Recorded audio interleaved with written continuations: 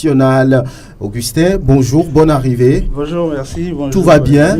Tout va bien. Oui, bien. Par la grâce de Dieu. C'est lui qui est fort. À côté. Ah oui, c'est bien. Oui. Et on parle de ce match entre la Gambie et le Togo. C'était vraiment compliqué, mais le Togo l'a fait avec une victoire inespérée pour un public complètement désemparé. Une victoire qui relance tout dans ce groupe D, on peut le dire, et qui à un moment donné donné du plaisir, du sourire, on va dire, à la sélection nationale et au public sportif. Nous allons tout de suite écouter le capitaine Jane Dakonam qui au sortir de la rencontre a fait preuve ou bien a parlé d'une satisfaction totale après cette courte mais précieuse victoire. Ouais, là, je suis satisfait de ce match. Je suis satisfait de mon groupe. Franchement, on n'a pas démérité. La première partie, on a vendangé plus d'occasions. Et en deuxième partie également, on a essayé de jouer plus que la possession, on l'avait. Dieu merci, à la 91e minute, on a été délivré par un but magnifique de Fleu d'Haïté. Donc, je peux dire que je suis satisfait, je suis content de notre match. Il faut changer les données, surtout les matchs à domicile. On doit essayer de gagner les matchs à domicile. Ça fait 2 matchs qu'on a joué à domicile, mais on n'a eu que 2 points. Et je pense que contre l'Algérie, on va revenir encore avec cette motivation et essayer de gagner l'Algérie à domicile. En partant, on avait dit au public de garder espoir. Et là, je pense qu'on a besoin d'eux, surtout à Lomé, sur notre pelouse, de nous aider comme étant le 12e homme et au maximum, afin que nous puissions hausser haut le drapeau togolais, c'est-à-dire gagner le match contre l'Algérie, prendre ces 3 points et aller vers l'avant. Voilà, lorsqu'on l'écoute, le capitaine du jour des Éperviers, il a beaucoup parlé de ce match contre l'Algérie. Ce sera le 18 novembre prochain à Lomé, un match qu'il ne faudra pas perdre, sinon ce serait donc vendanger la victoire de la dernière fois en terre gambienne. Augustin, oui, qu'est-ce qui s'est passé ce jour-là lorsque ce but venait dans les derniers instants de ce match? Quelle a été, ou bien quelles ont été les réactions? Voilà, dites-nous un peu.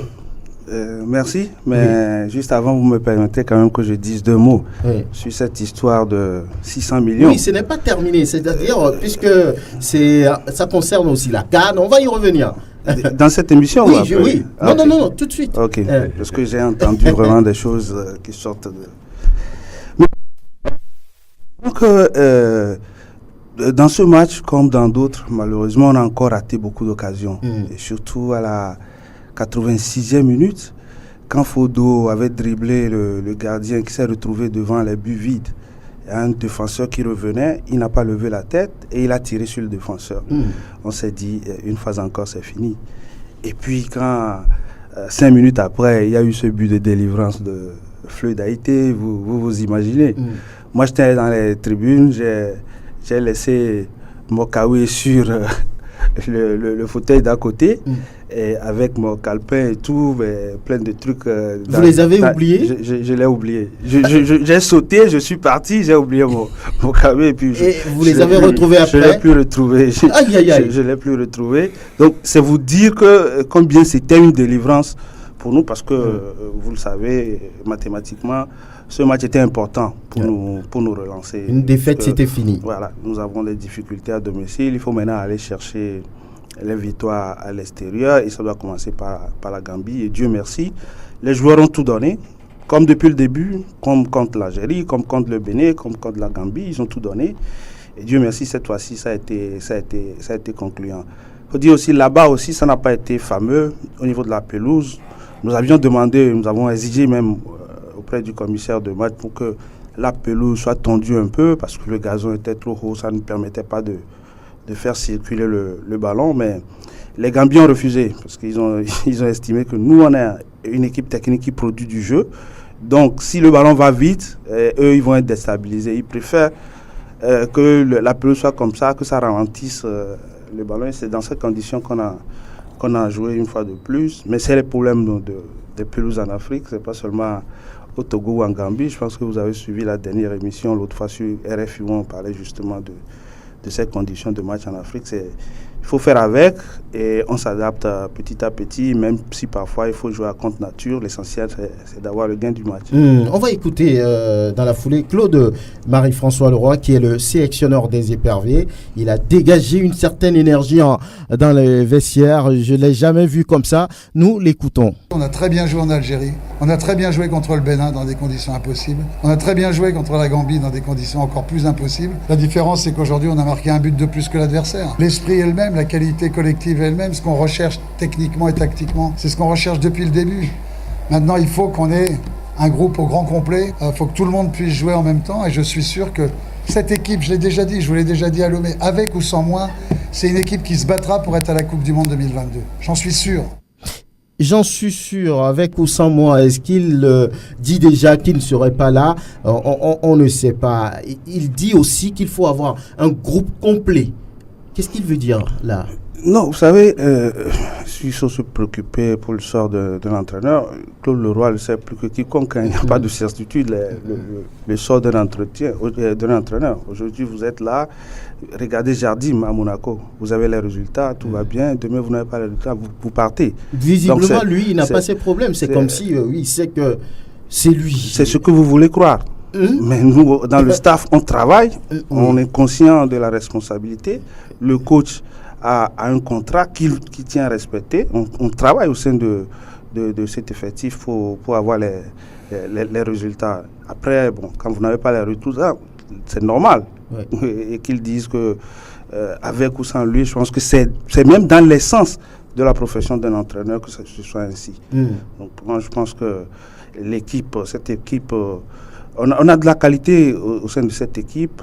Malheureusement, j'ai entendu le pasteur Doc qui le disait tantôt, on n'a pas chez nous les infrastructures qui nous permettent vraiment de jouer comme on aurait aimé jouer contre nous et garantir les succès à domicile. C'est difficile, mais il faut s'adapter. Oui, mais c'est les mêmes infrastructures qui étaient là quand il y avait quelques bribes de résultats qui étaient satisfaisants.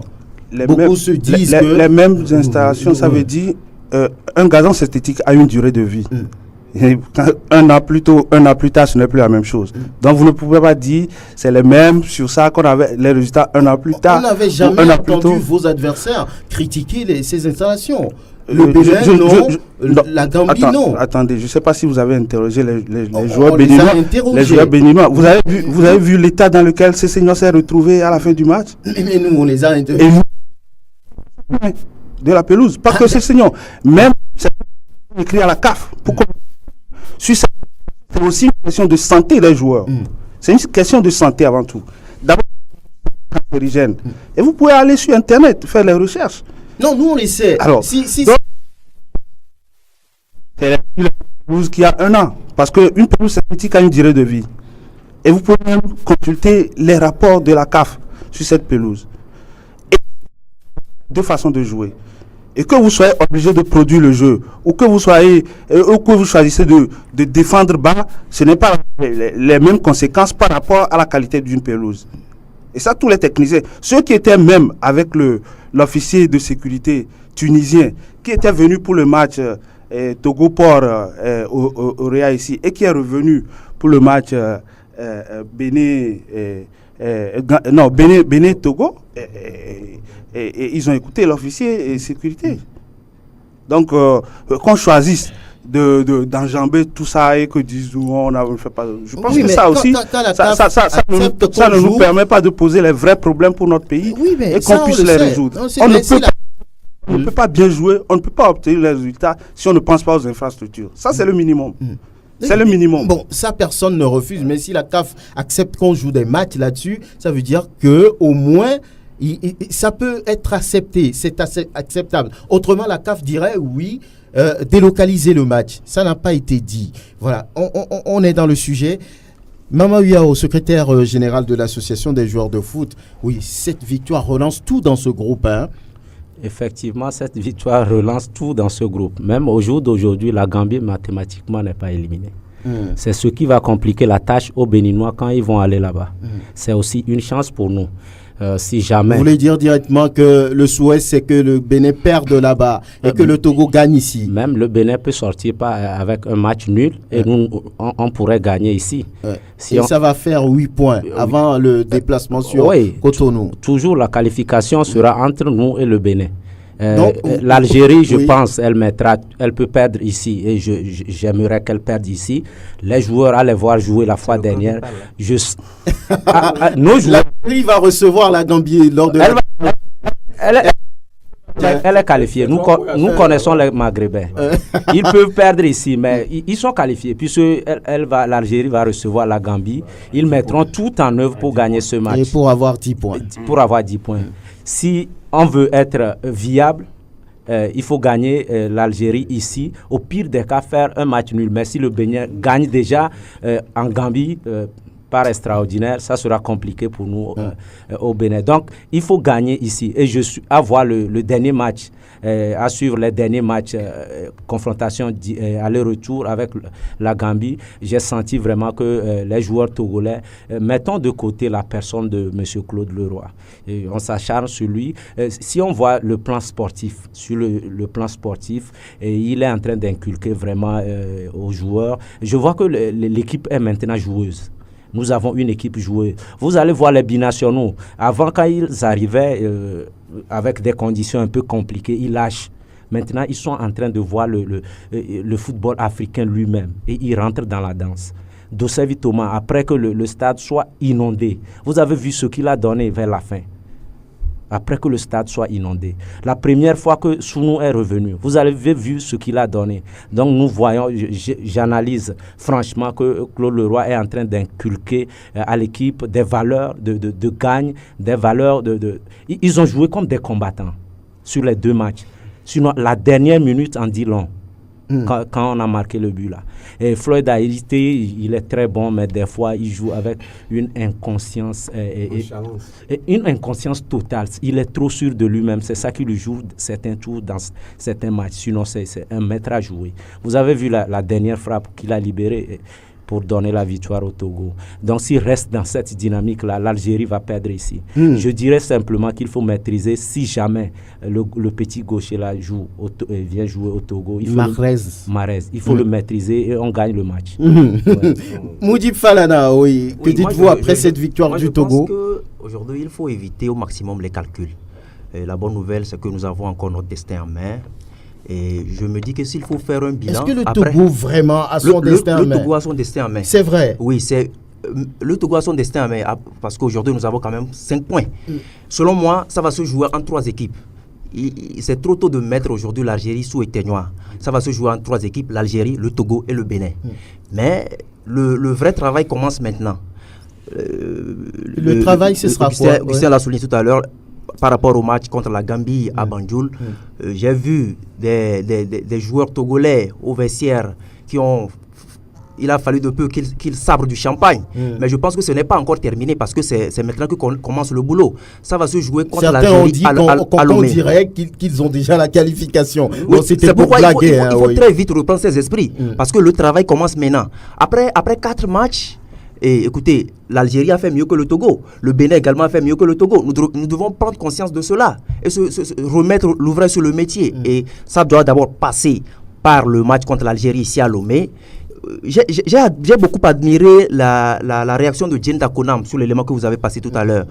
Il a été humble lorsqu'il disait qu'il va falloir qu'on négocie autrement les matchs à domicile. Ça veut dire tout simplement que à ces 2 occasions à Lomé, nous avons laissé échapper des points et ce n'est pas vrai. Sur ce n'est 6, pas possible. On en a pris 2. Voilà, sur 2 pour une équipe qui prétend se qualifier pour une Coupe d'Afrique des Nations. Je pense que ce n'est pas bon. Et il va falloir rectifier le tir. Votre réaction, Mohamed, vous n'étiez pas sûr d'une victoire togolaise là-bas, mais l'équipe nationale l'a fait. Que dites-vous maintenant? J'avais dit que bien sûr que je n'attends rien de Claude Leroy, mais je lui souhaite une bonne chance. Je l'avais dit ici. Donc, au fait, quand je vais intervenir par rapport à ce moment où il a dit qu'on s'acharne sur Claude Leroy. Non, personne ici ne s'acharne pas sur Claude Leroy. Nous voulons le résultat. Il est là pour les résultats. Et si on ne voit pas le résultat, on doit s'acharner contre lui. Donc, Claude Leroy n'est pas au-dessus de tout le monde. On a vu des entraîneurs ici qui ont eu les résultats. À la fin, ils ont été limogés, ils ont été remerciés. Et celui qui nous a même amené à la CAN, en quart de finale de la CAN, il a fait mieux que Claude Leroy. Donc, dire qu'on s'acharne contre un entraîneur, personne n'a intérêt à s'acharner contre Leroy, mais nous voulons le résultat et ce qu'on attend de lui, on ne voit pas ça. Donc, aujourd'hui, par exemple, prendre le Togo, comme le confrère vient de le dire, le Togo a ses destins en main. Dire que l'Algérie va perdre ici, cherchons à gagner tous les 2 matchs. C'est ça l'essentiel. Qu'est-ce que faire pour gagner les 2 matchs? Mais se baser sur des calculs inutiles, parce qu'on aime trop les calculs au Togo. Et puis, il y a un fait que moi j'ai beaucoup remarqué depuis des années. Au Togo, quand on ne gagne pas, on gagne une fois, c'est fini, on obtient le résultat final, c'est ça, on oublie l'essentiel. Même lors des compétitions, il y a plusieurs fois, quand on prend les phases finales des CAN, on a vu avec la victoire contre le Ghana et à la suite de ce qui a donné, la victoire contre le Cameroun, à la suite de ce qui a donné. Donc, franchement, il faut que nous travaillions. Dire aujourd'hui, quand on prend par exemple dans une maison, il peut y avoir une sorcière, tout le monde peut jeter, mais il doit y avoir quelqu'un qui doit soutenir la sorcière. Donc c'est ça, on dit que personne ne s'en charge pas contre le roi. Nous, au Togo, nous voulons un résultat. Quand on est là, on déploie les stades de pelouse. Mais le Togo n'est pas meilleur puisque toutes les nations de football, aujourd'hui, tout le monde joue. Si nous allons déployer nos stades à Lomé, on va aller en Gambie déployer les stades. Oui. Alors là, vous avez dit qu'il faut travailler, il faut continuer le travail selon vous. Qu'est-ce qu'il faut faire pour gagner les 2 prochains matchs? C'est le travail. C'est-à-dire qu'aujourd'hui, il faut arrêter de faire les choses par complaisance. C'est-à-dire? Il faut les éléments qu'il faut. Allez, quand on prend. Aujourd'hui, moi, je l'insiste toujours. Il y a le meilleur buteur du championnat national. Et l'autre là, comment Koudagba, il est dans le groupe. Mais est-ce qu'il a été en Gambie? Il est dans le groupe. Il a été en Gambie. C'est là qu'ils sont moi, je veux savoir. Est-ce qu'il faut rester sur le banc? Oui, ici à Lomé, au moins, il était sur le banc contre la Gambie. Ici. C'est pas ça l'essentiel. Il faut le faire jouer. Quand on prend, il y a plusieurs pays. Ceux qui comptent ceux qui souvent appellent les nationaux. À chaque fois, quand on prend le meilleur buteur, on doit le faire jouer. Quand on prend le Mali, le Cameroun, ils le font. Pourquoi pas ici? Aujourd'hui, cette philosophie n'arrange pas tous les Togolais. Si ça arrange peut-être certaines personnes, j'ai une partie. Vous savez qu'il y a entraîneur. Oui, il y a des entraîneurs, chacun avec sa philosophie, mais aujourd'hui, la philosophie qui doit arranger, la philosophie qui doit servir le peuple. Aujourd'hui, il y a des joueurs. Moi, personnellement, il y a Alexis Romao qui est encore en forme. Il y a même celui qui a quitté tout récemment Gomido, Womedove. Ils ont toujours l'expérience pour faire. Peut-être qu'ils ne répondent pas au plan. Quel plan? Ceux qui sont là, ils sont meilleurs par rapport à eux. Bien. Oui, Kader. Oui. On revient sur la victoire. Vous, je le dis aussi, vous disiez la dernière fois que le Togo va gagner en terre gambienne. Bravo pour ça, vous étiez sûr? Ouais, même en Gambie, en Banjul, même à 10 minutes du coup d'envoi du match, j'étais en contact avec l'entraîneur adjoint. Je lui ai dit qu'on va battre la Gambie à Banjul. Moi, je lui avais dit on va battre la Gambie à Banjul. Qu'est-ce qui vous donnait cette confiance? Moi, je connais mon pays, le Togo. Et c'est dans des conditions difficiles qu'il répond. Voilà. En 112, avant qu'on ne se qualifie pour Yaoundé 112, on a arraché la qualification où? C'était à Accra. C'était à Accra. Et dans quelles conditions? On a joué les 90 minutes, mais les arrêts de jeu, c'était 10 minutes. Malgré ça, ils n'ont pas égalisé. Ils ont même fait un penalty. Le Blackstar de Robert Mensah. Et c'est mon frère là, Ibrahim Sandé. Mais Tommy va arrêter ça. C'est que moi, je connais l'équipe togolaise. Et j'avais dit au coach adjoint de parler aux joueurs, de leur donner la hargne de ce qu'on avait fait à Bamako, ce qu'on avait fait à Brazzaville, ce qu'on avait fait à Dakar. Donc, moi, je sais qu'on a des bons éléments. Maintenant, les binationaux commencent par s'intégrer. Ils se parlent en Europe là-bas. Ils se parlent. Ils savent que c'est leur patrie, c'est leur nation. Tu vois, est-ce que tu t'imagines que le gars de Valence, la Condombia, il va venir jouer pour la République centrafricaine? Voilà, c'est ça. C'est qu'ils sont conscients maintenant que là-bas, là, on les utilise, après, on les jette. Donc, il faut qu'ils se concentrent au pays maintenant. C'est pourquoi maintenant, ces binationaux ont pris conscience. Et vous avez vu ce que Sounoua a démontré, ce que Edousevi a démontré, ce que les autres ont démontré. Donc, moi, je suis sûr que contre le Togo va se qualifier. Le 18 novembre prochain, contre l'Algérie, on va battre l'Algérie. Pasteur Edo, vous faites partie des plus pessimistes par rapport à une qualification des éperviers. Plus pessimiste pour pour raison que j'ai évoqué plus haut. Nous sommes de la société civile. Nous, notre devoir, notre mission, c'est la transparence. Hein. Nous sommes contre tout ce qui est obscur, tout ce qui est opaque. Et c'est ça, nous, notre... C'est le combat que vous menez. C'est le combat que nous menons. Et nous sommes sur ce terrain. L'un d'être antipatriotique, l'un d'être apatride. En disant aussi que les éperviers ne devraient pas se qualifier, vous faites mal à certains Togolais. Non, je ne fais pas mal. Oui. Et je t'ai dit tout à l'heure quelque chose. Et d'aller faire le micro-trottoir et de revenir écouter les Togolais quant à ce qui concerne la participation des éperviers. C'est vrai, nous avons fait 2 matchs nuls ici sur nos propres installations. Et si on va à Gambie gagner à la toute dernière minute, on ne va pas vendre ça comme si, bon, nous sommes déjà au paradis. Oui, ça permet de rêver. C'est vrai, un tremplin. J'admets que c'est un tremplin pour nous, d'espérer. Mais ça ne veut pas dire qu'on a déjà fait l'essentiel. Moi, j'avoue, nous allons tous attendre le match contre l'Algérie ici. On sera là tous.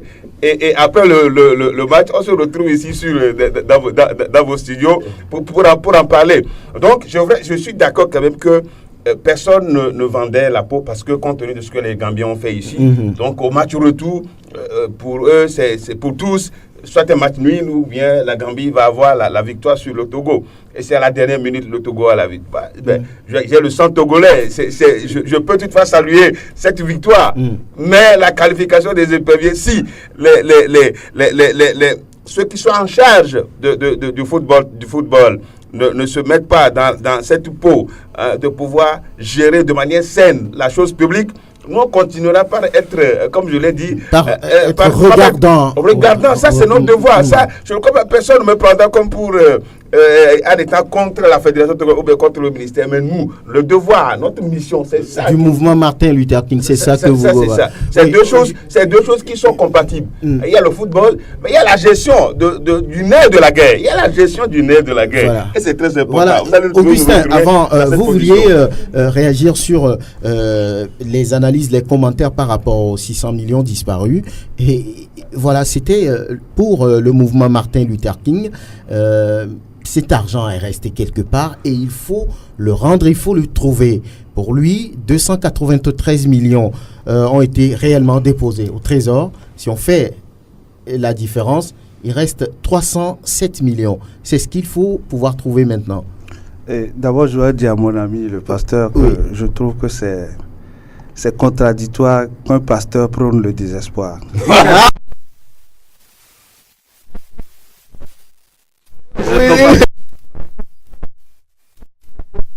Cette affaire de 600 millions. J'avais de la peine, je voulais remercier Falana, j'avais de la peine à écouter certains propos qu'on tient par rapport à ce bilan. Je me demande même si on a lu ce rapport d'Audi, quand on dit 600 millions ont disparu, 600 millions détournés, certains parlent de reliquats dans les caisses de la fédération. Il est question de rien de tout ça. Rien du tout. Il est question de quoi? Si vous avez lu le rapport, on a fait un rapport sur l'utilisation des fonds destinés à la CAN. Et l'auditeur a estimé que certaines dépenses ne sont pas suffisamment justifiées ou appropriées. Et ont été exagérées. Bon, ça dépend. Et l'auditeur a invalidé ces factures-là et demande des justifications complémentaires. Ça ne veut pas dire que l'argent a disparu. Je suis désolé. Oui, mais depuis on n'a pas réussi à prouver, la CAN a pris fin depuis, on va dire, février 2017. On n'a pas réussi à prouver quoi? À prouver vraiment que... Vous avez cherché à savoir. Non, mais on cherche... C'est justement ce que je voulais venir pour dire que sur notre plan aussi, ce rapport est totalement farfelu. C'est vrai. On a voulu cacher les réels trucs qui se sont passés et en faisant de la diversion. Je vous donne un cas. Je prends le cas du team manager.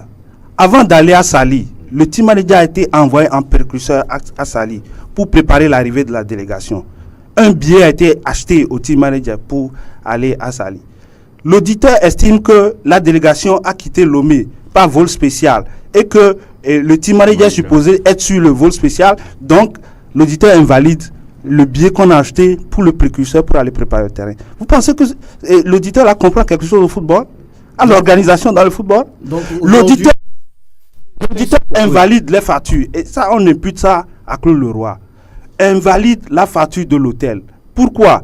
Parce que quand on a demandé la facture pro forma avant de faire les réservations, à l'origine, il était question de partir avec 25 joueurs et 13 membres de la délégation. Ça fait 28. On n'avait pas pensé à celui qui va représenter la fédération. On n'avait 13 pas membres de la délégation, ça fait 38. Ça fait 38. Oui. On n'avait pas pensé à celui qui va représenter le ministère des Finances, en fait, qui gère les fonds.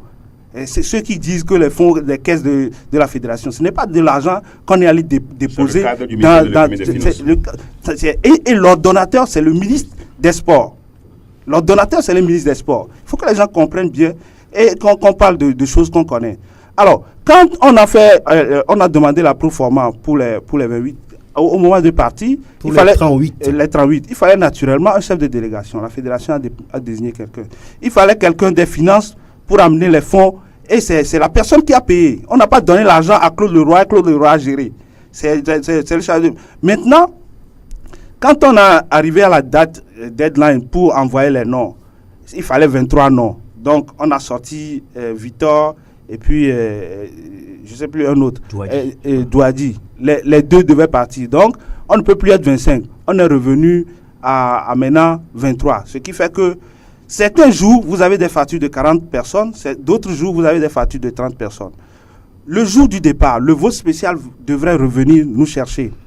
Le coach a estimé que le vol devant quitter Dakar à 8h et quelques, on ne peut pas quitter Saly avec l'embouteillage à Dakar, aller à Dakar, passer dans les embouteillages, aller charger l'avion et partir à l'heure. Donc, il fallait annuler la réservation de la dernière nuitée à Saly et aller chercher un hôtel à Dakar.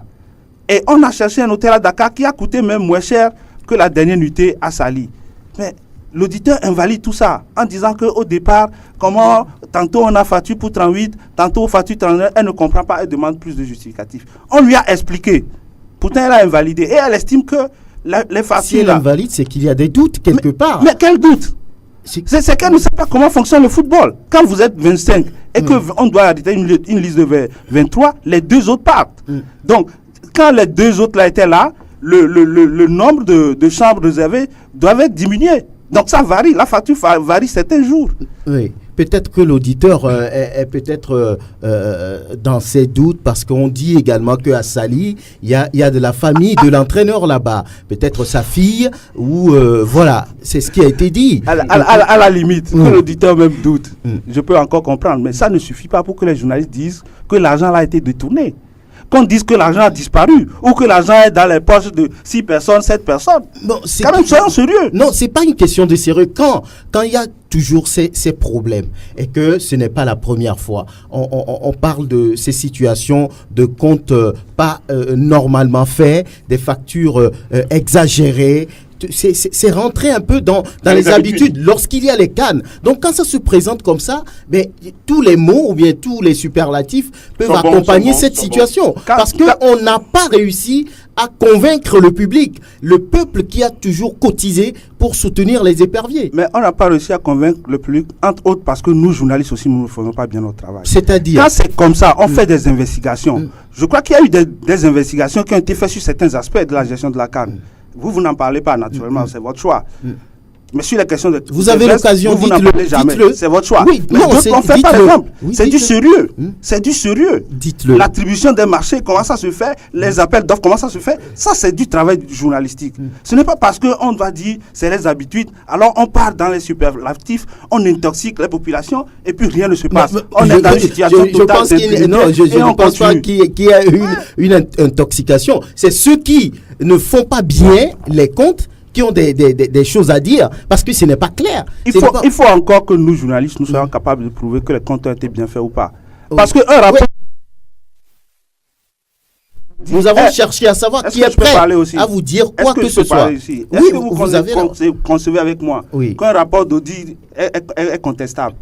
Alors, il faut un travail complémentaire. Et nous, journalistes, nous pouvons le faire. On peut demander aussi une contre-expertise. En tout cas, nous, au sein du staff, aujourd'hui, notre position, c'est que ce dossier aille en justice. Parce que ça va comme ça. Ça va comme ça. C'est-à-dire qu'on ne peut pas se dire, oui, parce qu'on a un micro devant toi, on se lève, on dit des escrocs. Non, ça va comme ça. À un moment donné, il faut arrêter. Oui, bien.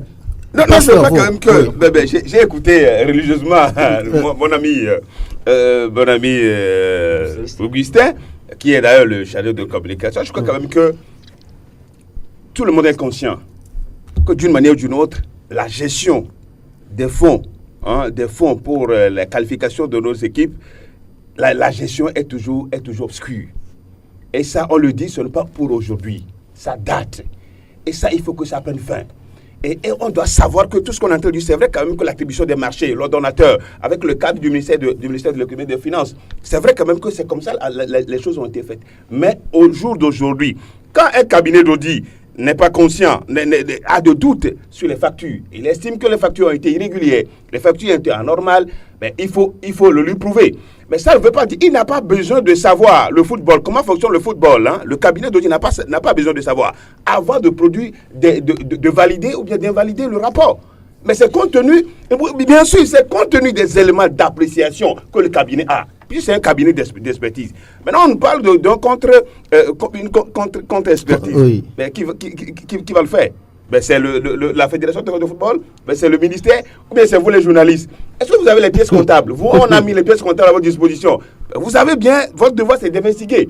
Vous avez bien, ça c'est votre mission. Mais est-ce que vous avez les pièces? On vous fournira les pièces. Les pièces qu'on vous fournira, peut-être que les mêmes pièces qui ont servi peut-être au cabinet à refuser à invalider le rapport. Mais c'est de ça il s'agit. Et la Fédération togolaise de football, aujourd'hui, il faut prouver aux Togolais. Parce qu'il y a une qualification en vue. D'abord, moi, il m'a qualifié, tout a dit que ce n'est pas normal. Mais je suis dans ma mission. Dans ma mission, c'est ça. Si on ne le fait pas, si on ne met pas la pression sur ces gens-là, je crois que ça va continuer. Et c'est ça notre devoir, de faire de sorte que la gestion transparente, parce que c'est le contribuable, c'est le fond là, on a augmenté les prix. On ne continue pas à les augmenter juste parce que et on se rend compte que à la gestion, au niveau de la gestion des fonds, les gens le font d'une manière malhonnête, mais c'est notre devoir.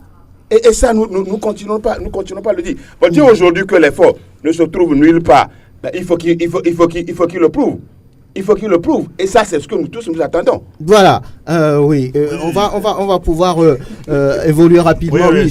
Sur rapidement. Oui. Ce que moi, j'aimerais ajouter ceci. Si on nous dit aujourd'hui qu'on a produit un rapport farfelu, on a reproduit le rapport. Ceux à qui le rapport est destiné, quelle a été leur réaction depuis jusqu'au jour d'aujourd'hui? Quand on nous fait savoir que celle qui est commise pour faire l'expertise ne maîtrise pas les réalités du football. Ceux à qui l'argent est destiné pour servir le football, si plutôt ce sont eux qui ne savent pas comment fonctionne le football. Sinon, on ne peut pas prendre d'autres pour venir les contrôler. Aujourd'hui, ce n'est pas 600 millions, on ne parle pas de 600 millions. Est-ce que c'est ça les 600 millions qui ont été débloqués pour la CAN? Non, il faut qu'on arrête. La justice, c'est pour nous tous. Si Augustin aussi a été traduit en justice par ce qu'il a écrit dans le passé, on peut traduire en justice aussi. Donc vous voulez que la justice soit faite. Je vais préciser que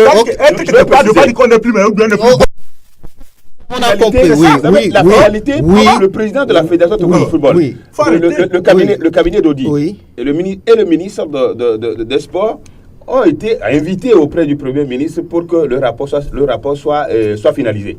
Je crois que ça, c'est très important. Soit finalisé. Et une fois le rapport finalisé, je crois qu'on a remis aussi à la Fédération togolaise de football une copie. Une copie, certainement. Et là, bon, on devait attendre qu'il y ait... Je ne voudrais pas réagir par rapport à ça. Justement parce que quand le premier rapport est sorti et que ça a été présenté, la Fédération a réagi. Vous savez, la Fédération est une institution et elle ne réagit pas comme ça. Donc le Premier ministre s'est saisi du dossier et certains ont été appelés qui sont allés donner les explications qu'il fallait. Quand je dis que l'auditeur ne comprend pas comment fonctionne le football, parce que quand on comprend le football, on sait que c'est 23 joueurs qui participent à une phase finale et que même si on partait en regroupement avec 30, à un moment donné, il faut arrêter une liste de 30 et donc la facture baisse par rapport à ce moment-là. Ça ne suffit pas pour invalider la facture. Et quand on vous explique ça, vous en tenez compte dans votre rapport. Et quand vous n'en tenez pas compte, on a l'impression qu'on fait exprès pour jeter certains à la vindicte populaire. Et puis justement, quand on balance comme ça un document, on cite des noms et on dit facture, on met facture 58 millions injustifiés, pour le citoyen lambda qui prend le rapport, il pense que c'est de l'argent qu'on a détourné. C'est cela. Moi, je suis même plus à 200% d'accord avec vous pour la lutte pour la transparence. Hein. Je ne dis pas qu'il ne faille pas creuser. C'est pour ça que moi, j'estime même que ce dossier doit aller devant la justice pour que tout soit clarifié, que les responsabilités soient situées, aussi bien pour ce qui est dans le rapport que ce qu'on a caché qui n'est pas dans le rapport. Bien, on attend tout ça. Oui, on va évoluer, on va évoluer. Moi, rapidement. Moi, ce qui me comme avant qu'on aille en justice, laissons-nous se qualifier d'abord. Oui, c'est ce que... oui. On veut la transparence, non pas de justice, pour la transparence, pour que les choses soient claires. Oui, c'est bon. On va parler de cette affaire de James Oloufadé maintenant. Ça a un rapport avec les éliminatoires, on y est toujours. Mais qu'est-ce qui se passe? Bon, nous ne savons pas, parce qu'à ce jour, nous n'avons reçu aucune communication de la CAF nous confirmant que la Gambie a confirmé la réserve. C'est vrai que avant le début du match, la Gambie avait émis une réserve en disant que sur le passeport, que James Oloufadé avait 2 passeports, que sur le passeport nigérien, il se nomme James Adewale Oloufadé, et que sur le passeport togolais, il se nomme seulement Adewale Oloufadé, qu'il n'y avait pas James. C'est ce qui a été écrit, que j'ai lu, et que notre capitaine a contresigné. Bon, aujourd'hui, nous apprenons de sources médiatiques, parce que nous n'avons encore aucune confirmation de la CAF, que la plainte, c'est parce que James Oloufadé aurait joué avec un passeport nigérien, avec un club New Star, je vois, du Cameroun. Du Cameroun. Et que la procédure d'affiliation, dans le cas où il y a nécessité de faire la procédure, n'a pas été respectée. Si c'est ça, pour nous, c'est totalement fantaisiste. Parce que la procédure pour le changement d'association sportive n'est exigée que quand le joueur a préalablement joué un match officiel pour une équipe représentative, c'est-à-dire une sélection nationale. Et dans le cas si un match de Coupe Intercop de la CAF n'est pas une compétition de sélection, donc il n'y a pas de nécessité de faire de changement d'association sportive dans ce cas. Donc, nous, on est serein. C'est vrai, James Oloufadé est détenteur de 2 nationalités, comme plusieurs autres joueurs, mais toutes les informations concernant l'identité de James Oloufadé sur les 2 papiers sont les mêmes. Il n'y a eu de fraude ni sur l'âge, ni sur le nom, ni sur le prénom, rien du tout. Tout est conforme sur les 2 passeports. Voilà. Le problème, c'est qu'il n'y a pas James sur le passeport togolais. Si, bien sûr, il y a James sur le passeport. Ceux qui ont informé les Gambiens ont dû ne pas le savoir. Donc, sur l'autre passeport, il y avait James Adewale Oloufadé, c'est ça? Sur le passeport togolais également, comme je dis, les 2 prénoms figurent sur le passeport togolais également. Où se trouve alors le problème? Nous ne savons pas. C'est pour ça que nous, on a même des doutes sur la plainte. Comme ça a été révélé par la presse, mais nous attendons. Est-ce que ce n'est pas inquiétant? Est-ce que des Togolais n'ont peut-être pas parlé? Parce qu'on se rappelle du cas de Mohamed Azim en 96, qui finalement a fait mal au Togo. Non, mais c'est depuis le match aller que des choses se sont passées ici, pas seulement contre le match de la Gambie, le match contre le Bénin aussi. Mais bon, on fait avec, on compose avec. C'est pour nous. De toute façon, l'affaire fait grand bruit sur les médias. Vous avez eu à intervenir sur une radio internationale. Aujourd'hui, il y a le système TMS dans lequel les joueurs sont inscrits. Vous ne pouvez plus faire de fraude sur l'identité. Ce n'est plus possible. Donc la fédération est tranquille. Non, nous sommes sereins, nous n'avons aucun problème. Oui, ça vous intéresse? Oui, mais parce parlez dans le micro. Ceux qui ont informé, je ne sais pas s'ils pensent à qui, ceux qui ont informé. Ou bien c'est les Gambiens ont su, mais quand il dit ceux qui ont informé, là c'est un peu sympathique. C'est vrai quand même que les gens ont été informés. Non, vous avez entendu Franck dire que ça s'est passé aussi avec Mohamed Azim. C'est malheureusement ça aussi nos réalités, mais on fait avec. Moi, je pense que quelque part, ça veut dire aussi qu'il y a des failles au niveau de l'administration. Je pense aujourd'hui que, de l'administration du football, bien sûr, je pense qu'il ne faut plus prêter flanc aux gens. C'est un problème qui peut nous coûter très cher. à commencer par le joueur lui-même. Vous vous souvenez que James Oloufade, parlant sur le terrain, a fait une erreur qui nous a coûté un but. Et derrière ça, psychologiquement, comment se porte le joueur? Si aujourd'hui, une situation concernant son identité fait surface, donc ça veut dire qu'on doit faire très attention, comme je l'ai dit, au niveau même de l'administration. Il ne faudrait plus qu'on prête flanc aux gens pour ce genre de choses. Oui, Maman Wiao. Oui, je voulais ajouter que souvent, le Togolais est toujours comme ça. Il y a un exemple palpable même d'un joueur de la Douane qui devait jouer en équipe nationale nigérienne, junior je crois, où les informations ont fuité de Lomé et ça a coûté au Niger et au joueur lui-même. Donc nous devons cesser ces pratiques-là, ne pas aller contre nos compatriotes. Aller contre le compatriote, c'est directement aller contre le pays. Donner des informations à un étranger pour qu'il nous fasse mal. Heureusement que cette fois-ci, tout était clean. Comment l'association des joueurs apprécie cette façon de faire? Oui, le joueur a une double nationalité. Oui, il n'a jamais joué pour le Nigeria. Donc c'est normal qu'il joue pour le Togo, surtout que la procédure a été normale. Il y a eu même Johan Sébastien Véron, qui avait une double nationalité. Il avait 2 passeports. En Italie, il a utilisé le passeport argentin. Et quand il venait à Manchester, il a utilisé le passeport italien qu'il avait par la suite. Bon, ça n'a gêné aucunement pas. Il a continué sa carrière. L'actuel est capitaine de Centrafrique. Donc ça ne gêne pas. C'est que les gens qui a même joué.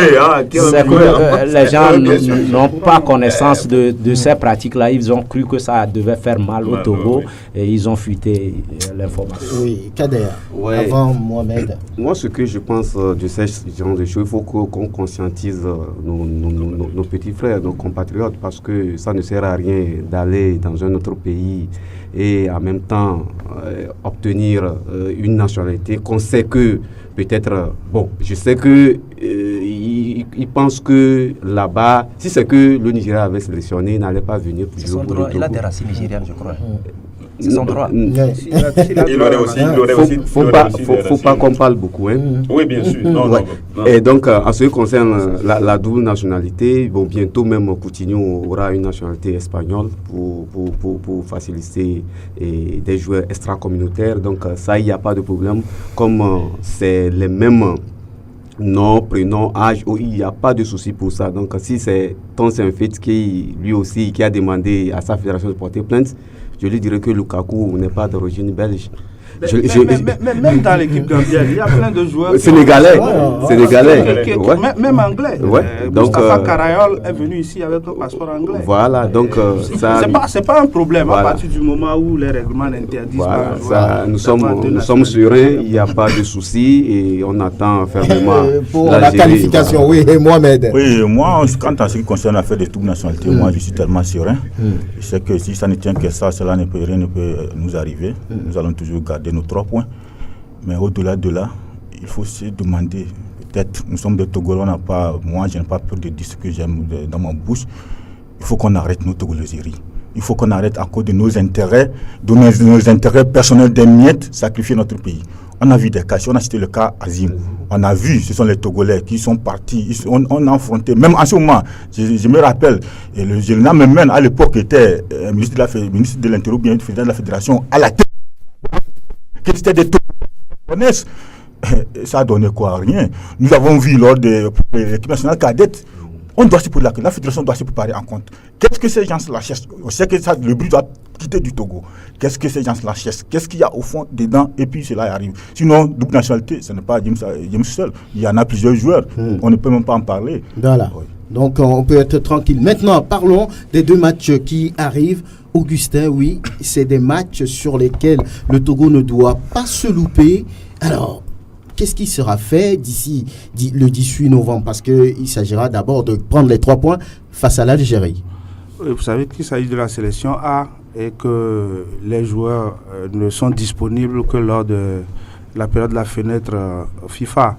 Donc, comme ça se fait d'ordinaire, et le ministère des Sports et la fédération se mobilisent pour bien préparer déjà le déplacement des joueurs, faire les réservations de billets. À partir du moment où la liste va tomber, il y a eu déjà une première réunion du staff de l'équipe nationale hier pour faire le bilan du match en Gambie et faire des projections pour le stage, le match contre l'Algérie. Il y a des problèmes. Souvent vous citez le nom de certains joueurs. Tout ça là, on en discute et puis la liste sera arrêtée à partir du moment où... C'est possible qu'on vous dites qu'on cite le nom de certains joueurs au moment où viendra. C'est ce que vous voulez. Vous savez, je voulais pas trop m'exprimer sur le cas Romao. Le cas Romao, parce que les démarches sont en cours. On ne peut pas forcer un joueur à jouer pour une équipe nationale. Un joueur, il joue avec de l'envie. Vous avez vu, on a parlé tantôt de Mathieu de Séville. Mathieu de Séville était cru, mais tout le monde voulait la victoire. À la fin, à la 92e minute, il a fait l'effort qu'il fallait pour faire cette passe-là à Floyd. Donc, c'est aussi avec de l'envie qu'on joue. Peut-être que le joueur est dégoûté par le fait qu'à un moment donné, on a fait les mêmes choses pour un joueur et après, pour lui, on semble fermer la porte. Non, c'est pour ça que je dis les démarches sont en cours. Je ne veux pas trop m'exprimer. On comprend. Voilà. Alors, pour Jane, il faut aussi remplacer un tel joueur. Hein? Bien sûr. C'est pour ça qu'on a fait le bilan hier. On a vu les pistes qui sont là. Vous savez que d'ici le match, il y a encore un mois, il faut encore suivre les joueurs dans leur championnat. Il y a certains, parfois, même quand ils sont blessés, on dit pourquoi on ne les convoque pas. Le cas, entre autres, Sadat. Aujourd'hui, Sadat est rétabli, il vient de faire 2 matchs. Tous ces joueurs-là, on va continuer par les suivre pour voir est-ce qu'ils jouent en club, et ça permettra à l'entraîneur après de faire sa liste. Oui, c'est moi qui pose les questions. Hein. Entre-temps, on avait parlé d'Asamoah. On ne comprend absolument rien. Oui, à Samoa, il s'est passé quelque chose de bizarre. Asamoah avait pris la décision de jouer pour le Togo. D'abord, le coach nous avait envoyé pour le voir. Agassa et moi, nous sommes allés à Saint-Tron le rencontrer. Après, le coach même est allé le rencontrer à Bruxelles et il a pris la décision. On a fait toutes les formalités, y compris auprès de la FIFA. Pour le premier match, il avait dit qu'il était blessé. Le club nous a envoyé un certificat médical. Le coach n'était pas content parce que le coach a dit le règlement, c'est que quand le joueur est blessé, il doit venir ici et faire constater la blessure par le staff médical. Ce qui n'a pas été fait. Après, lui-même a appelé le coach, s'est excusé, a dit que s'il était convoqué pour le match contre la Gambie, il allait payer lui-même son billet pour venir s'il le fallait. Et quand la liste est sortie, c'est le même qui appelle le coach pour lui dire que finalement, il a décidé de jouer pour le Ghana. Donc, comme je l'ai dit tantôt, un joueur, c'est aussi de l'envie. Quand le joueur n'a pas de l'envie, ce n'est pas la peine de le forcer. C'est lui-même qui avait dit oui, maintenant il dit qu'il veut jouer pour le Ghana. Et les deux du banc Dominique, là, il y avait un jeune qui joue dans l'équipe. Aoudja, qui est arrière central, intéresse beaucoup le sélectionneur. Il vient de signer un contrat professionnel de 3 ans, mais il est aussi convoqué en équipe U20 pour l'Allemagne, où il est titulaire. Donc, vous savez, quand les joueurs qui ne sont pas nés ici, qui sont nés là-bas, ils ont une autre mentalité. Hein. Ils voient d'abord l'équipe nationale du pays où il est né, dont il a la culture. Et parfois, c'est quand ça bloque qu'ils comprennent qu'il y a une autre alternative. Donc, on fait les contacts. Vous savez qu'il y a Mlapa, il y a Bebou, il y a leurs parents. On maintient les contacts, y compris avec les Khaled Naré, tout ça, on maintient les contacts, on continue pas à travailler sur ces pistes. Donc, on peut rassurer le public aujourd'hui, tout se fait dans le bon sens pour donner toute la chance au Togo face à l'Algérie le 19. Avec le coach, on a toujours essayé d'être cohérent par rapport à ce qu'on met en place. On a toujours œuvré dans le bon sens. En faisant les meilleures options qui nous permettent d'atteindre l'objectif qui est la qualification pour la CAN, même s'il y a un pasteur qui n'y croit pas. Sur le cas des binationaux. Oui, on va libérer le pasteur, c'est vrai, mais... Sur le cas des binationaux, je pense que si on fait la cour à un joueur qui ne répond pas, il vaut mieux faire avec les moyens de bord. On a un championnat, même si le championnat n'est pas aussi coté, le championnat quand même regorge d'un potentiel de bons joueurs. On peut également voir ce qui se passe ici. Pourquoi insister sur les cas stades binationaux qui, à la fin, n'aboutissent pas. Donc, mais quand il est bon, le tiers est là, on a toujours envie de l'avoir. Mais écoutez, lorsque le processus est assez long, vaut mieux faire avec ce qu'on a parce que les échéances sont tout proches et il faudrait réagir. Voilà, merci pour 5 secondes. Oui. Je voulais dire que déjà l'effectif est bon, hein. L'effectif qu'on a actuellement, c'est par rapport à certains postes qu'il faut l'étoffer. Je ne crois pas qu'on va chambouler en appelant tout le monde. L'effectif qui est là, il peut faire l'affaire. Seulement, Jane a déjà donné le ton. C'est ça qui manquait à l'équipe nationale. Un capitaine qui commence, au niveau de la satisfaction, c'est là seulement il a dit « je ». Le reste, il dit on, nous. C'est-à-dire, il se moule dans l'équipe. Il ne voit pas l'équipe d'en haut. Déjà, c'est un avantage pour les autres joueurs que nous voyons avec le capitaine du même niveau. Donc, ça peut passer. Donc, l'ambiance est maintenue. Je pense qu'ils vont faire le match pour lui et heureuse, et avec la chance qu'il pourra jouer le dernier match. Je ne sais pas le carton rouge, ce que ça peut donner. S'il peut rejoindre et jouer le dernier match, ils vont faire le boulot pour lui. Et deuxième chose, s'il vous plaît, une seconde, je voudrais bien que Bassa Djeri, il a la chance de venir à un moment où il y a le boulevard. Sinon, au temps d'Agassa, il y avait de l'embouteillage, ni bombé d'arrêt.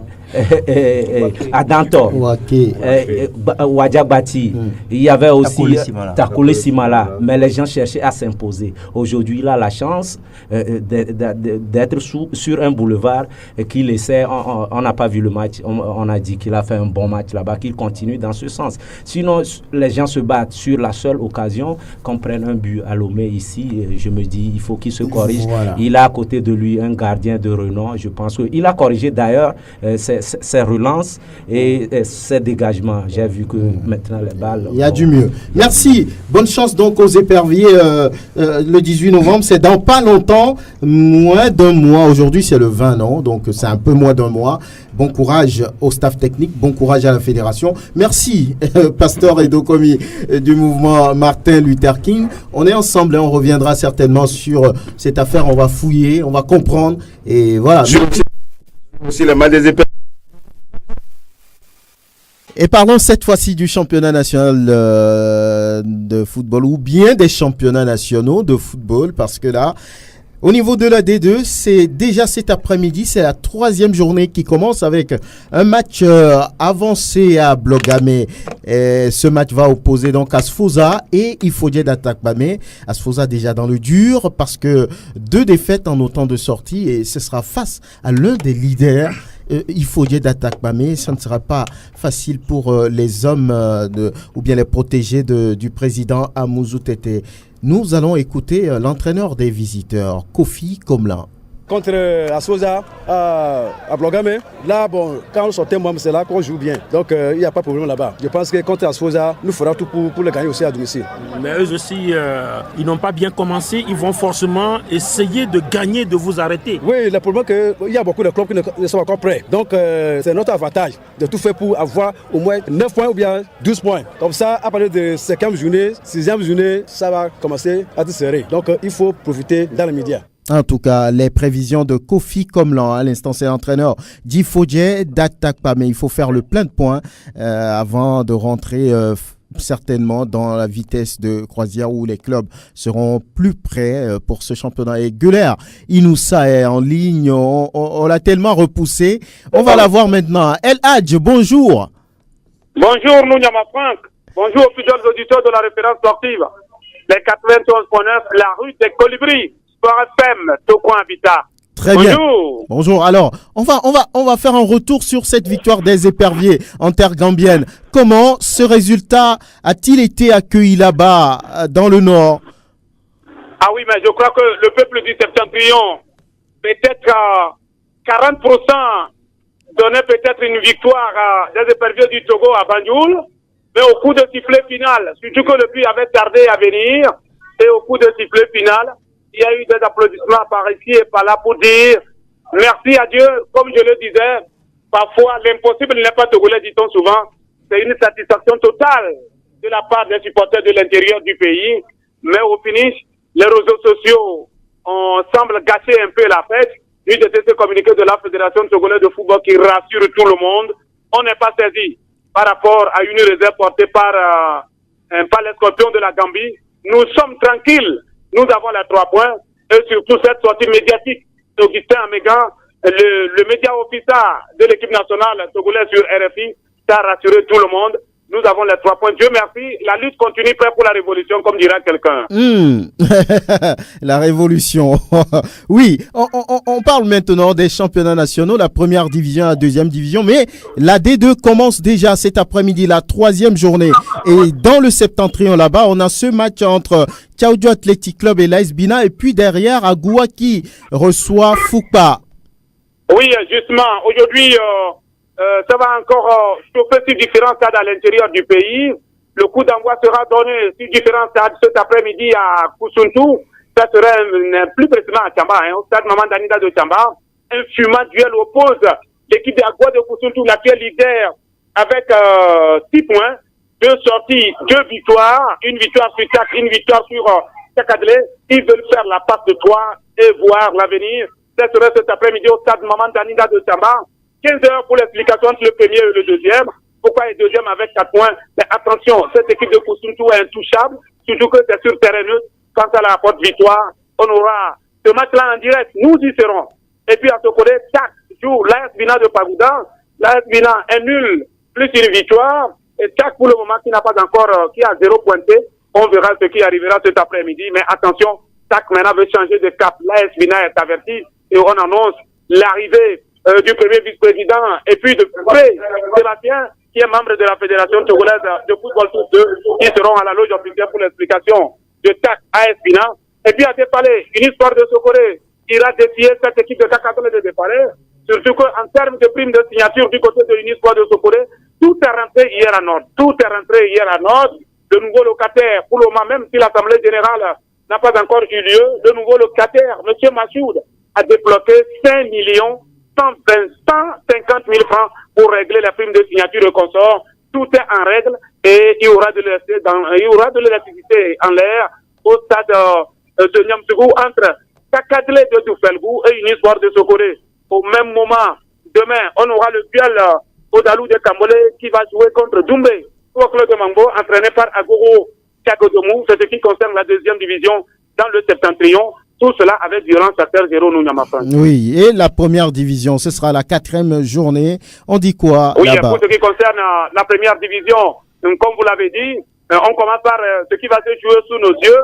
Un duel sans merci entre Semati et Gomido de Palimé. Vous n'êtes pas à savoir que c'est le duel au sommet de cette journée entre Semati et Gomido. Et même en aller comme retour, c'est l'un des grands matins. Surtout que ça a Sokoré, surtout que ça a Palimé. On va suivre un beau spectacle demain après-midi. Justement à Kara, il y aura le duel. Les chauffeurs d'abord qui ont perdu le contrôle du volant depuis la première journée, mais qui se sont restés contre Bouolessou et contre l'équipe de l'ASCO, qui ont réussi à battre 3 buts à 1.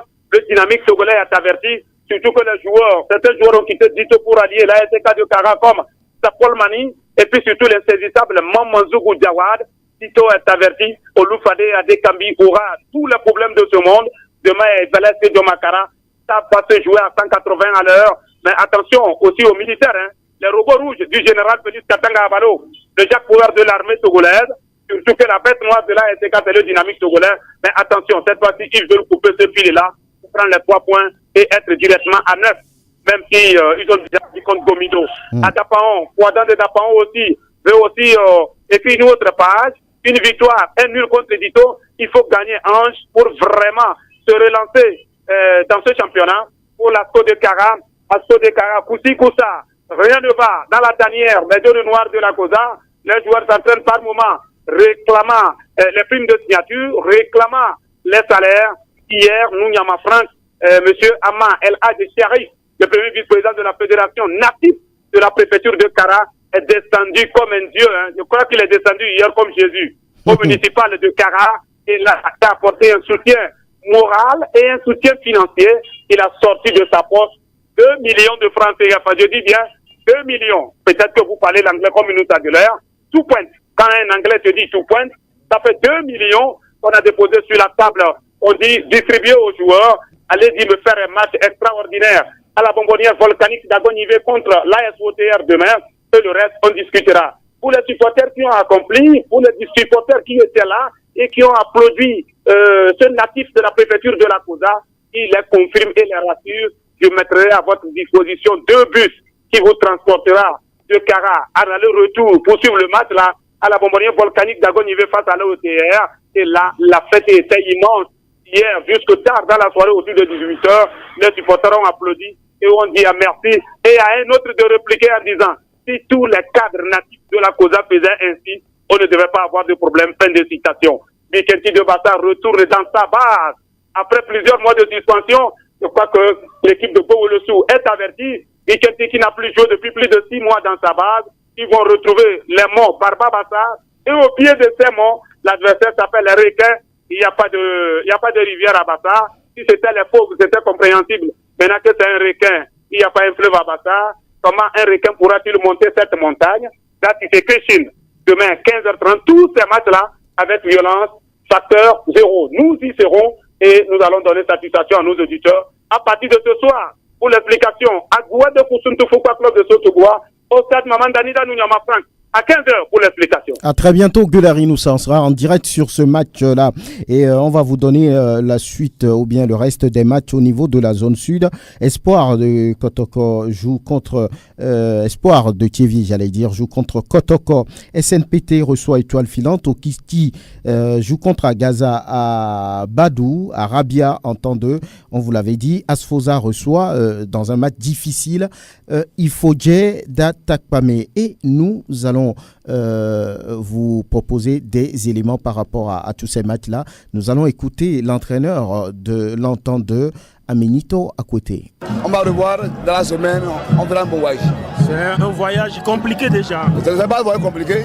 D'abord les 2 défaites, nous tirons des leçons et ils seront conscients pour ce déplacement. Voilà, Aminito Akwete par rapport au match contre Arabia Football Club à Tabligo et à Gaza qui fait un voyage sur Badou pour y affronter l'ours de la localité. Les prévisions de Amavi Agbobli Ataï. On ne va pas à l'abattoir. Nous irons à Kwiti, soit un point ou bien on ramène les 3 points. Vous êtes confiant? Moi, je suis trop confiant. Une brève réaction du coach d'Agaza Football Club, Amavi Agbobli Ataï, et la première division qui dispute sa 4e journée avec ce match du leader à Sokodé contre, vous savez qui, c'est Massi.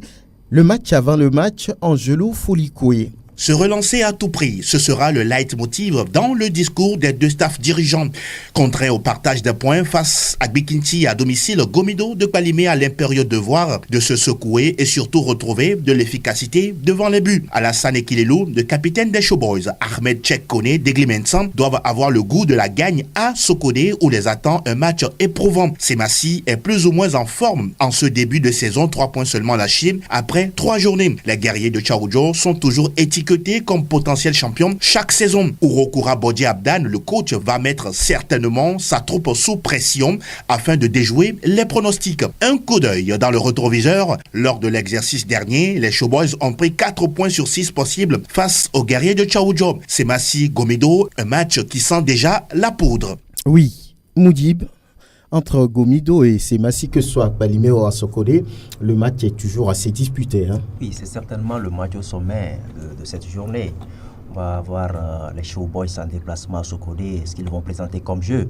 Quand on sait que Semassi aujourd'hui, à sa tête, ils ont un joueur, Gourabodi Amdan, qui a fait ses preuves au niveau de l'AS Douane dans les années 2000, un joueur très sobre qui aujourd'hui est en train de poser de bonnes bases dans le domaine de l'entraîneurat au Togo. Et comme vous l'avez dit, on va certainement assister à un match très plaisant du côté de Sokodé. Maintenant, pour ces genres de rencontres, j'espère que les intimidations, les petits couacs ne vont pas mettre du grain de sable dans la machine. On va écouter l'entraîneur des Showboys, Adika Komi. On fait un déplacement à Semassi, donc ça promet du lourd à jouer là-bas. Vous aurez réglé beaucoup de choses. Tout à fait, l'équipe toute entière a été inexistante. Les enfants, ils ont essayé de faire de leur mieux. On est seulement à la 3e journée, comme je l'ai dit. Il y a beaucoup de choses qui sont en train de changer dans la façon de jouer. Il y a des nouveaux qui sont là. Donc on va essayer, dans les joueurs à venir, de les mettre dans notre banc pour que la mayonnaise puisse prendre. Qui est favori sur ce match, Mohamed? C'est le leader et le 4e. Si avoir le jeu comme il est favori, parce que s'il faut tenir compte des noms, on peut dire que c'est le match au sommet, mais il faut continuer compte de la réalité du championnat actuellement. Parce que Semassi actuellement, tout le monde sait, Semassi c'est une équipe qui n'existe plus pratiquement au niveau de la tête, des dirigeants, tout. Bon, on ne sait pas qui fait quoi. Je ne sais pas s'ils se sont ressortis ces derniers jours. Donc, attendre comment le public est en train de manifester envers Semassi, vraiment, je ne pense pas que Semassi fera bon poids. Mais le terrain, Semassi joue à domicile. Peut-être que la chance peut être de son côté parce qu'il joue à domicile. Sinon, avoir le jeu comme il ne doit pas favori. En tout cas, Bikinti va retrouver le domicile après plusieurs semaines de suspension. Et les Lions du Mont-Barba-Bassar vont jouer contre Boulessou. Visiblement, c'est un peu déséquilibré, mais attention, ce n'est pas gagné d'avance. Mais l'entraîneur du club Bonfo, Harry Miaou, s'appuie plus sur ce retour à domicile. On va recevoir à domicile. Vous avez constaté que depuis le dernier championnat, nous avons eu à recevoir nos matchs à domicile en déplacement. Ça nous a sur tous les plans fatigués. Là maintenant, on joue à Bassar. Oui, nous allons jouer à Bassar face à Boble-Sous-des-Lacs. Je crois quand même que ça va être déjà un ouf de soulagement.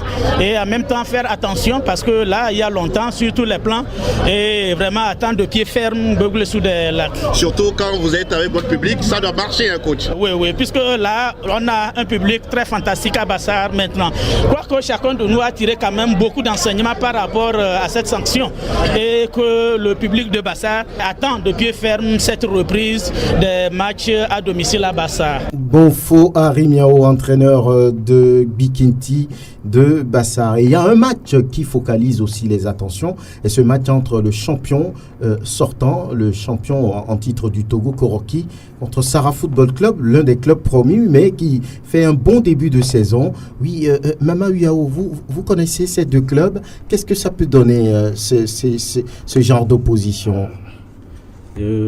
Koroki et Sara FC, je pense que c'est dans la même localité. On parlera de derby.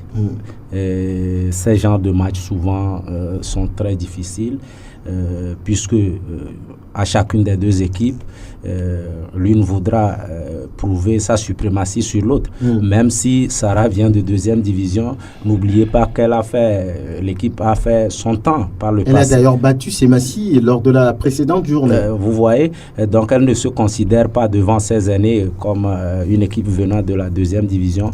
Je pense que ça sera un match très très dur pour les deux équipes. Je pense qu'il faut canaliser aussi le public en ce sens. Nous avons déploré l'accident qui est survenu lors du match précédent. Je pense qu'après une victoire ou une défaite, il faut rentrer bonnement à la maison et se préparer pour les prochaines échéances.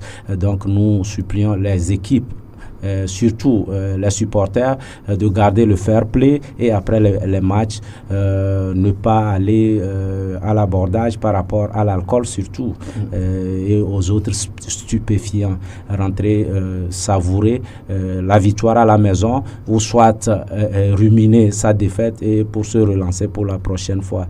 Et dans ce match, avoir l'étranger qui est arrivé au niveau de Koroki, je pense qu'il va vouloir prouver tout de suite qu'il va prendre les choses, la commande des choses, et il va vouloir une victoire coûte que coûte.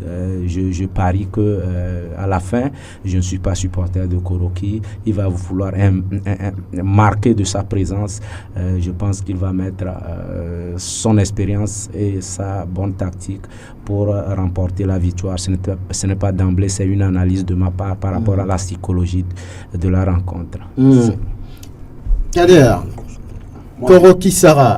Koroki Sara, ça sera un match à Kitoudou pour le nouveau coach Traoré Brahima qui est venu. Moi, ce que je veux retenir de ce match, c'est une bonne prestation de Koroki. Parce que les équipes qui sont africaines, moi je veux que ces équipes-là imposent leur jeu parce que ce ne serait pas facile sur le plan continental. Donc ils doivent nous montrer ça déjà ici sur le plan national pour prouver réellement qu'ils peuvent aller de l'avance. Donc j'attends de Koroki une résistance de Sarah parce que Sarah ne se laisserait pas faire et j'avoue que le match sera âprement disputé et je vois un match nul là-bas. Vous voyez la même chose dans ce derby, Moudib? Oui, certes, Koroki est un club africain cette saison, mais je me dis quand même que n'oublions pas qu'il y a un remue-ménage dans cette maison, parce qu'on amène un nouvel entraîneur après même le début du championnat, et que à cette journée, vous rencontrez une équipe qui n'a rien à perdre, qui a prouvé sa joie de jouer contre Semassi, un favori historique de la D1 togolaise. Je me dis qu'il va falloir faire très attention. Mohamed, à quoi va ressembler ce derby? Moi, je peux dire que c'est le match fort de la journée.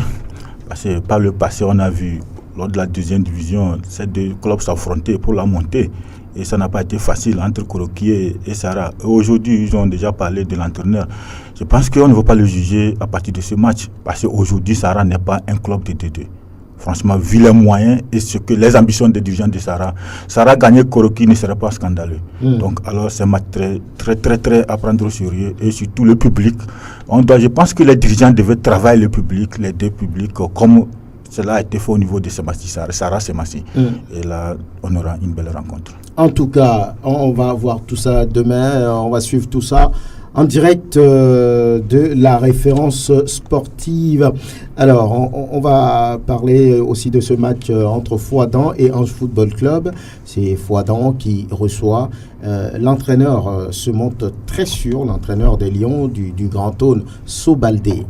Le prochain match, on reçoit Ange de Notier. On va continuer à travailler, même si on a fait un match moyen aujourd'hui ici et on a décroché le nul, on va continuer à bosser pour pouvoir décrocher les 3 points chez nous là, dans la tanière des Lions. C'est à Ange de savoir comment attaquer les Lions dans leur tanière, donc nous, on n'a pas peur. On les attend là-bas. Voilà, on n'a pas peur. Sobaldé très confiant avant de recevoir Ange Football Club pour le compte de la 4e journée. Et vous le savez, la SOTR reçoit à Lomé au stade de la jeunesse club d'Agoué Asko de Kara, sauvé de justesse par le premier vice-président de la Fédération togolaise de football, El Hadj Sharif Ama Akleso. Mais le problème maintenant, la question maintenant, on se demande jusqu'à quand va-t-il faire ça? C'est ça la question. Oui, pour moi, à Kara, je pense que c'est un problème de leadership au niveau de la dirigeance de l'équipe. Ce que moi je préconiserais, il faut qu'il y ait une équipe collégiale qui gère l'équipe. C'est le nouveau bureau qui est arrivé et ce bureau a signé un contrat à long terme avec Noutchoudje Maurice qui aujourd'hui regrette. Il n'a rien dit, mais quand vous le voyez, il regrette un peu d'avoir fait ce choix. Je pense que quand quelqu'un, c'est mon analyse propre, quand quelqu'un vient à la tête de Asko, on veut le laisser faire. Alors, ça ne peut pas avancer, surtout quand on sait qu'il y a plusieurs cadres de la zone de Kara qui sont un peu nantis, pour ne pas trop aller, qui sont un peu nantis. Je pense qu'il faut qu'ils viennent ensemble au chevet de l'équipe pour faire évoluer l'équipe. Si on dit, bon, celui-là a été élu, ou bien il est à la tête de l'équipe, il n'a qu'à faire, on va voir. Ça ne peut pas avancer. Je pense que M. Ejaïd Wala doit aussi apporter quelque chose s'il est à l'écart de l'équipe, puisque c'est lui qui a conduit l'équipe pour des années durant. Il ne peut pas être en dehors de ce qui se fait. De ce qui se fait surtout. Vous voyez, le nouveau bureau était venu dans la précipitation, ils ont enrôlé certains joueurs. Peut-être qu'il ne maîtrise pas les rouages. S'il y avait l'équipe de Wala ou bien lui-même, on lui demandait conseil par rapport à certaines activités, il pourrait les mettre sur le droit chemin pour qu'ils ne tombent pas dans des travers sur certains plans. Donc je pense qu'il faut qu'ils reviennent ensemble, tous les cadres de Kara, diriger l'équipe de façon collégiale. Et je pense que ça peut aller. Et puis Asko, c'est une grande équipe. Par le passé, on l'a connu, on l'a dit ici plusieurs fois, on ne peut pas laisser Asko tomber très bas comme ça. Asko a fait, je pense que personne ne l'a fait au Togo, 30 journées sans défaite avec M. Papatiam. Et c'est Asko qui a sorti les Doviakon, les Tchangaï Mazamé sort. les Kodjovi Basile qui ont fait l'équipe nationale. Je pense que ASCO a sorti de grands joueurs. Il faut qu'ils renaissent de ces cendres. Pour renaître de ces cendres, il faudra que les dirigeants, les cadres de Kara puissent venir ensemble faire remonter l'équipe. Oui, vous comprenez ça, Mohamed? C'est difficile à comprendre. Parce qu'à voir la configuration d'ASCO, par rapport à l'ACK, on peut dire que c'est le club d'une personne, bien de quelques personnes, mais l'ASCO c'est le club du peuple kabien. Oui. C'est le peuple de la ville de Kara, je me dis. Donc ASCO appartient à toute la partie de la cause. Je ne vois pas comment on peut laisser ASCO dans ces problèmes. La situation d'ASCO, celle d'Agaza, une personnalité autour de je ne sais pas quoi dire. Aujourd'hui, entre-temps, je pensais que M. Bernard Wala était revenu. C'est lui qui avait organisé tout. La saison passée, il y avait des réunions chez lui autour. Il essayait de s'organiser. Je ne sais pas qu'est-ce qu'il ne voit pas. Qu'est-ce qu'il ne voit pas. Donc, alors là, c'est une prise de conscience de tout le monde. Les gens doivent savoir que le football, c'est quelque chose. Aujourd'hui, ils doivent jeter le coup d'œil en Europe, à voir ce qui se passe. Même en Europe, même c'est trop loin. En Afrique, ici, quand on prend Katumbi par rapport au tout-puissant Mazembe, quand on prend le club de Real de Conakry, le dirigeant, ce qu'ils sont. Dans le football aussi, il y a beaucoup de choses, il y a des intérêts. Donc c'est parce qu'ici au Togo, que les gens ne veulent pas qu'on le dise, les gens ne maîtrisent pas ce que c'est que le football, le sport en général. C'est pourquoi nous sommes en train de patiner un peu partout. Voilà, Moudi. Oui, la réaction de Mohamed et de Mamaoui donne de la matière à rebondir. Parce que ASCO, il y a de cela quelques années, c'était M. Bernard Jaïdewala qui a apporté une vision au club.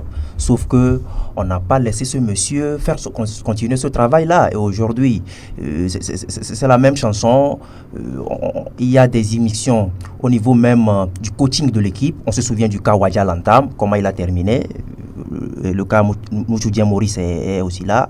Aujourd'hui, c'est faire du mal à toute une communauté. Quand on sait surtout que lorsqu'on parle de cadres au Togo, la préfecture de la Kosa est une préfecture qui regorge pas mal de cadres, mais on ne comprend pas pourquoi certaines personnalités tapis dans l'ombre empêchent le club là d'évoluer. Surtout que le football permet à toute une jeunesse de se regrouper.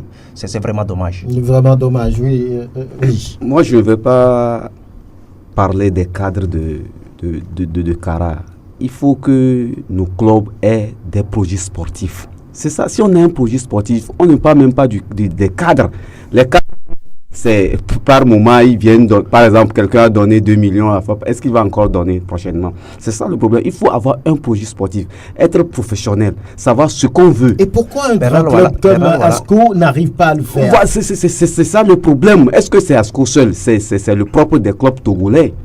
C'est pas ASCO seul. Si tu vas s'accorder, c'est la même chose. Tu descends et dans d'autres villes, c'est la même chose. C'est au moins Gomido est au moins, plus ou moins organisé maintenant avec Dogwatia depuis quelques années. Là, il faut avoir des projets. Il faut savoir. C'est que moi, je ne comprends pas. On est toujours dans on est comme ça. Si on se qualifie. Si on gagne. Punto basta, c'est fini et la vie continue. Dans d'autres pays, il y a des gens qui ont des projets sportifs. On a parlé de Katumbi Moïse. On a parlé du Guinéen. En Afrique du Sud, vous allez voir des gens qui sont organisés. Mais ici, le club, on est là, c'est une seule personne qui gère et les supporters ne cotisent pas. Mais à la fin, les supporters vont commencer par crier sur le président, sur le club, que ça ne marche pas. Or, si on leur demande de cotiser et aider l'équipe, ils ne les aident pas. C'est ça le problème. C'est ça le problème au Togo. C'est ce qu'il faut tenter de régler. Voilà. Alors, si vous permettez, j'aimerais revenir sur cet aspect de vision. Maman Ouyaou l'a souligné tout à l'heure, il a évoqué un nom qu'il ne faut pas négliger, Bernard Wala. Il y a de cela 2 décennies, c'était le monsieur là qui a voulu professionnaliser le club d'ASCO. Il a fait venir des étrangers qu'il payait, une forme de professionnalisation pour monter le niveau du club. Mais écoutez, on n'a pas laissé ce monsieur continuer son travail. Et lorsque ça pète encore, on revient vers lui et on ne le laisse pas. Bon, il faut aussi reconnaître que Bernard Jaïdewala n'a plus sa jeunesse. Et voilà, donc c'est comme je le dis. Il a d'autres choses à faire peut-être. Oui, quelques secondes. Oui, j'ai ajouté qu'il avait une vision grandiose que d'autres dirigeants n'ont pas compris. Vous y avez joué? Oui, dans ce championnat. Il a voulu transformer la première division en ligue professionnelle.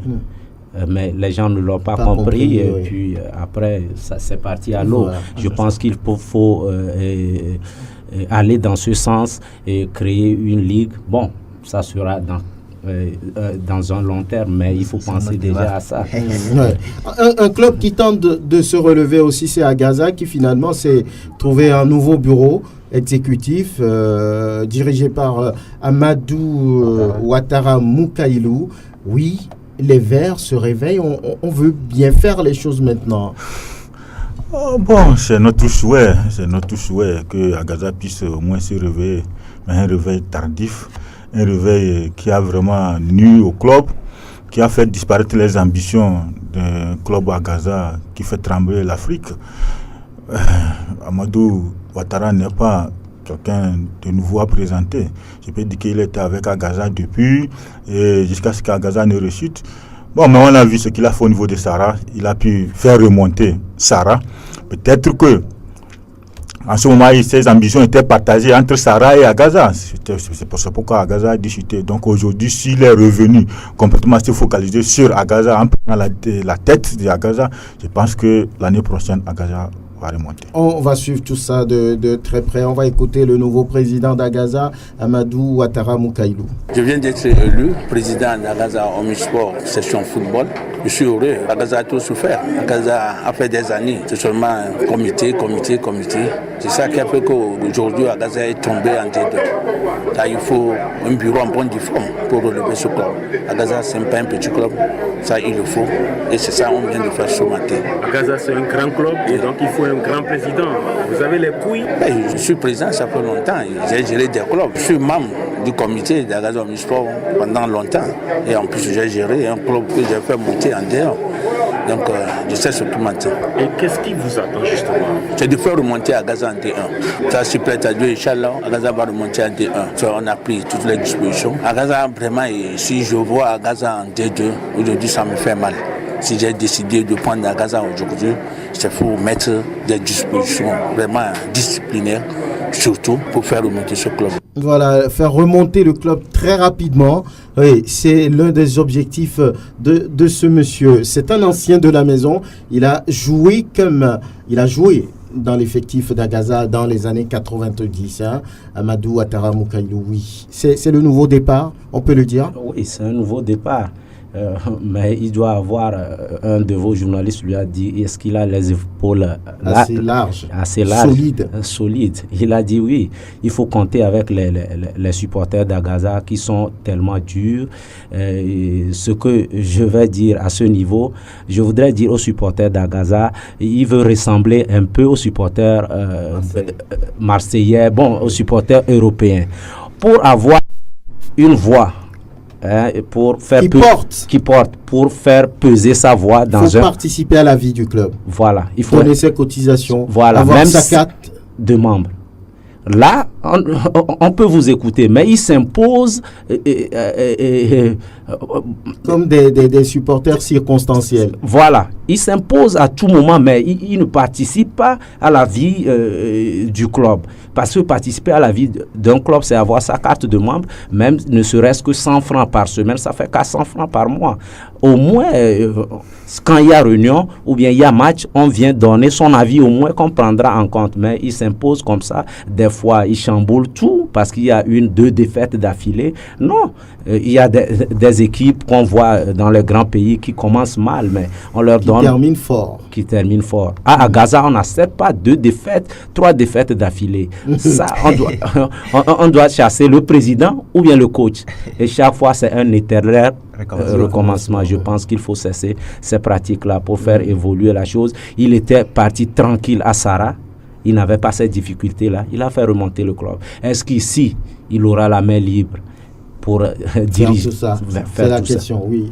Kader, Agaza. Est-ce que le nouveau président d'Agaza a laissé Sarah? Oui, il a laissé Sarah. C'est un autre qui dirige maintenant Sarah Football Club. Espérons. Mais ce que moi je vois, c'est que c'est au niveau aussi de nos coachs. Si on veut nous faire monter à Gaza, il faut du professionnalisme. Il ne s'agit pas parce que j'ai été ancien joueur, parce que j'ai une fois joué à Gaza, et puis on va mettre un nom pour dire que bon, il va faire monter à Gaza. Non. Il faut des coachs professionnels. Excusez-moi, je ne suis pas contre le nouveau coach d'Agaza. Il faut du professionnalisme. Si on veut monter, il faut savoir. On est dans un championnat amateur. Ok. Oui, quelqu'un me dira que oui, c'est un championnat professionnel puisqu'on paye les joueurs. Voilà, parce que il faut. À chaque fois, je parle de vision. C'est que le coaching maintenant, c'est scientifique. Hein.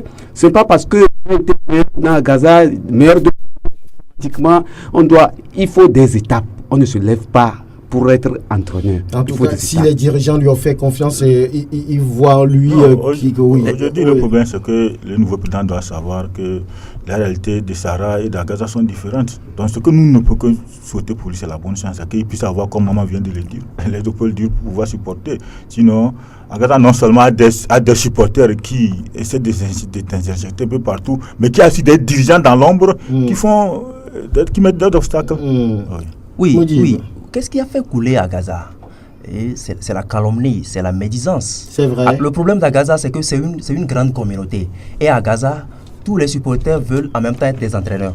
C'est à Gaza et à l'Étoile Filante, par exemple, que vous allez voir un supporter vouloir donner des consignes sur le terrain à un joueur. Ça, lui... Oui. Donc je pense que c'est un peu ça qui empêche le club d'avancer. Aujourd'hui, Ouattara est là, quoi qu'on dise, il a le sang vert.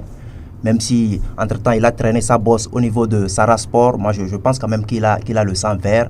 Et vous savez, c'est un thème. Et chez les thèmes, on dit, le responsable d'une famille, le responsable d'une communauté est un dépotoir. Donc, c'est à lui maintenant de savoir canaliser les énergies. C'est à lui maintenant de faire le pas aussi, de temps en temps, vers les autres, les anciens.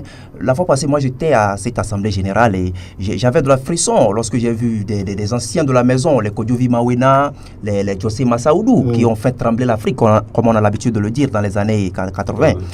Aujourd'hui, je pense que c'est quand même une occasion de réunir tout le monde et d'aller vers l'avant. Mais vous savez, aujourd'hui, le club est, je crois, 3e au niveau du classement.